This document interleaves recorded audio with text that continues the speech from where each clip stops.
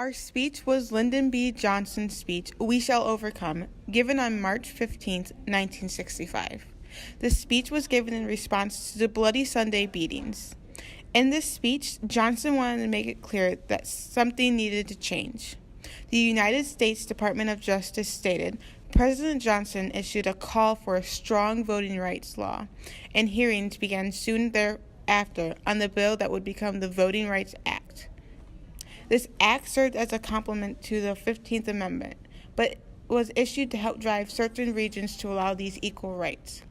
Johnson's speech addressed a very monumental event and ultimately resulted in a change of voting rights to be equal. Lyndon B. Johnson gave the We Shall Overcome speech after the Selma March protesters were beaten by law enforcement, as this violent reaction to a peaceful protest caused a great uproar and violated the First Amendment. He was addressing all of the American people and the United States Congress as well. The purpose of this speech was to shine light on the oppression of African Americans' voting rights, as well as to show the importance and why of all people having the same right. The subject of this speech was about the fight that African Americans go through to obtain these voting rights, and it's about time for some equality. The tone of this passage is eloquent and informative. It is eloquent because Johnson indicates something clear, which is that African Americans should also get voting rights. It is also informative because it gives facts on the history of America. More than 100 years since the Negro was freed, and he is not fully freed tonight. It was more than 100 years ago that Abraham Lincoln, a great president of another party, signed the Emancipation Proclamation. This refers back to a point in history to show the last time that a change was made for equality.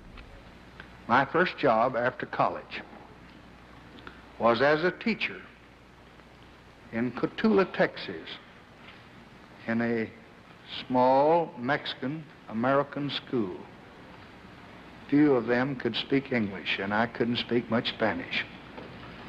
My students were poor, and they often came to class without breakfast, hungry. And they knew, even in their youth, the pain of prejudice. They never seemed to know why people disliked them, but they knew it was so, because I saw it in their eyes. I often walked home late in the afternoon after the classes were finished, wishing there was more that I could do. But all I knew was to teach them the little that I knew, hoping that it might help them against the hardships that lay ahead. And somehow you never forget what poverty and hatred can do when you see its scars on the hopeful face of a young child. This flashback shows the past experiences of inequality Johnson experienced to help relate to the message he is trying to portray in the speech about equality for all. I want to be the president who helped to end hatred among his fellow men and who promoted love among the people of all races and all regions and all parties. Through this use of repetition, Johnson is able to make his point more concise. Johnson repeats the word all to show inclusivity for all citizens in the United States. By unifying all people, Johnson is showing all American citizens that he wants the major boundaries to be overcome in this time of hardship and wants to take a step forward towards unification.